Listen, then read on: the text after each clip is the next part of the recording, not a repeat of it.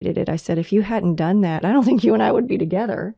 Right. And I would be healed because I would have had to have moved on from him, but I don't think I'd be healed here. Depending on the type of betrayal, there may be a very good reason for you never to have contact with that person again. Welcome to Coffee with the Couple Cure, where we share practical tips for your relationship before you finish your first cup. Here's Jay and Lori Pyatt. Hi, everybody. We're Jay and Lori Pyatt. Hello, everyone. You are halfway off the screen, so. Okay. Sorry, we're videoing this at the same time, so if you want to see this in... There we go. In video format, then go out to our YouTube channel. YouTube. Not that one, YouTube. Okay. So while we were driving home, Lori and I were talking. We had just seen a movie at the theater, and this movie got me thinking about a few things, and one of them was basically the pain that I put Lori through, and that is the pain of betrayal.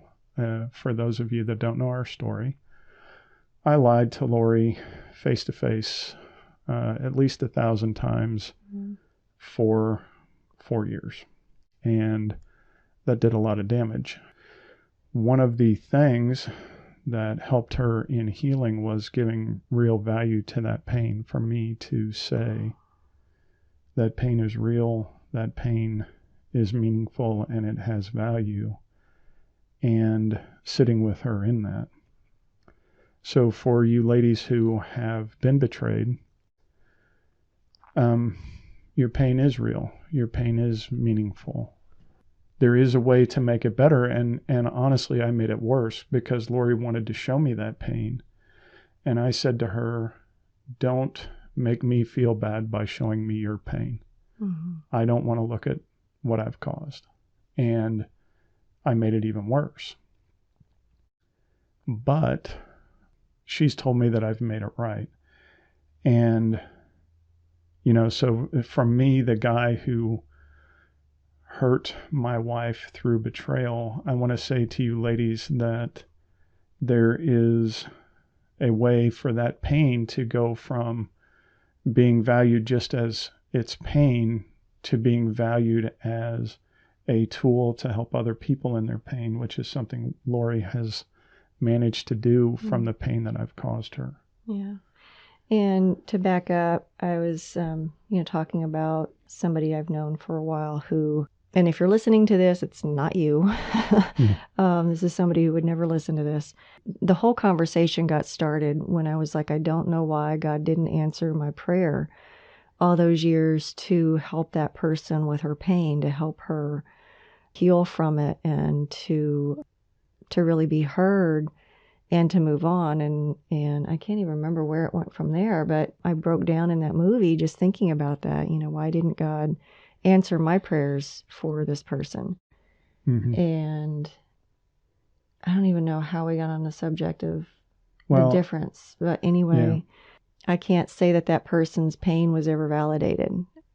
When she and I hung around each other a lot, I didn't know how to validate her pain. It's quite young at that point. To the guys, I said, I want to say,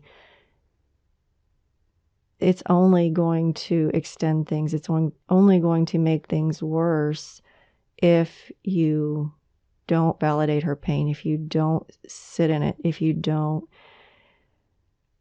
listen to her and treat it as real, and as her pain is just as real as yours. Her pain is probably more intense than yours. And it's going to go easier for you if you really listen to her, and she needs you to do that. It's going to go easier for both of you, easier for your relationship if you do that. Yeah. So for you guys that are listening, I put Lori through the ringer, and Lori has told me that I've made it right, which I'm frequently kind of blown away by because I had made it so painful. Yeah, he will get a new call every once in a while, a very first call, and after he hears the stories, he typically comes to me and says, I'm so sorry for what I did. And I do say, you've made it right. You really have. Right. Yeah.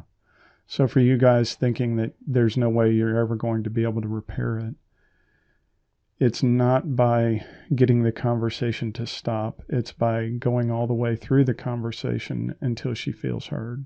Mm-hmm.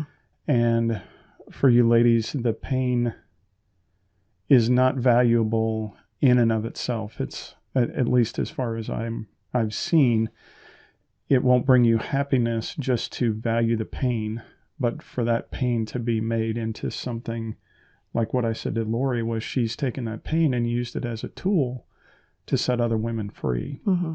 Not saying that you have to do this because this may not be what God's called you to. Right.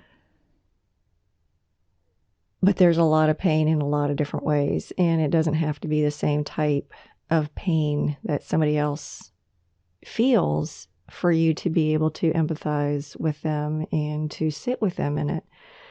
I do want to back up and say, Jay said, well, it's because you've turned yours into helping others. What I immediately said was, but you also validated it. I said, if you hadn't done that, I don't think I might still be doing this, but I don't think you and I would be together.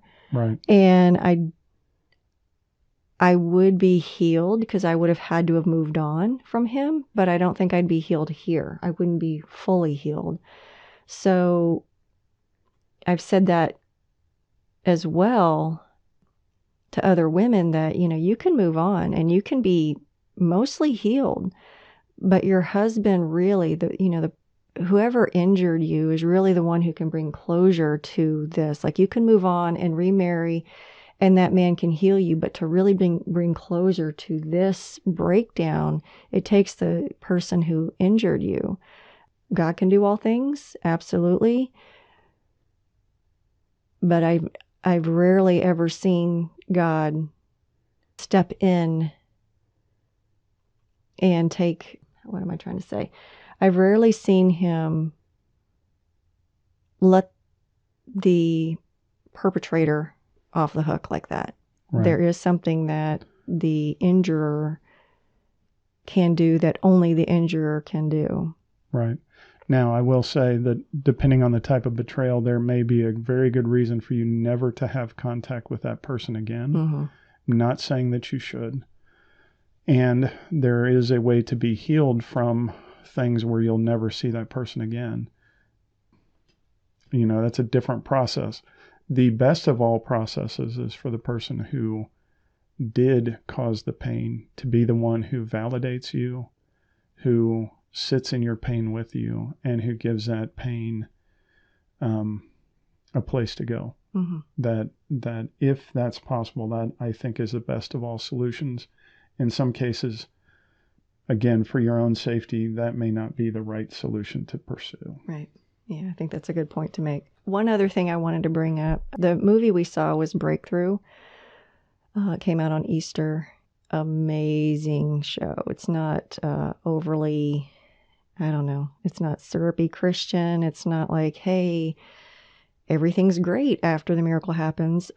And I guess we need to say spoiler alert at the beginning of this, but I think the trailer kind of lets on what's going to happen. But one thing I really took out of that is we need to start praying more boldly.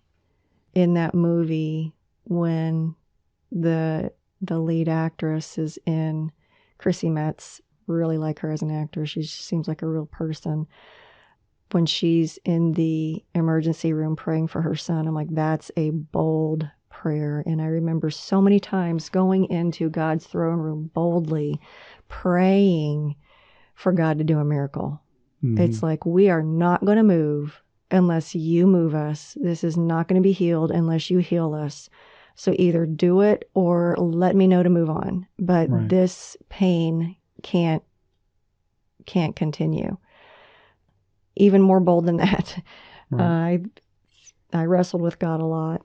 Yeah. And I really came away from that movie just spiritually impressed that God wants us to trust him that much, to be that real with him. Right. Yeah.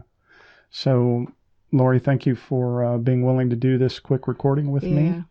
And you have to understand, this is a big step for me. If you can see this wall behind me, we put up some fabric, and it didn't work the first time, so I kind of ripped it off, and it needed to stay away from the glue on the wall for a while to dry. And so it's not up perfectly, or not perfectly, but it's just not up at all yet. And so this is, I'm feeling like my fence is down just a little bit, but yeah, she's taken a leap of faith with me that getting out here in front of folks and letting them know that real healing, real renewal is possible. And sometimes most of the time, the best way, the quickest way for everyone involved is just to treat the pain as a thing. Right. that wants to be recognized, that needs to be owned. Right. Yeah. All right. Thank you, everybody, for joining us. We hope to see you again soon. Bye, everybody. Bye.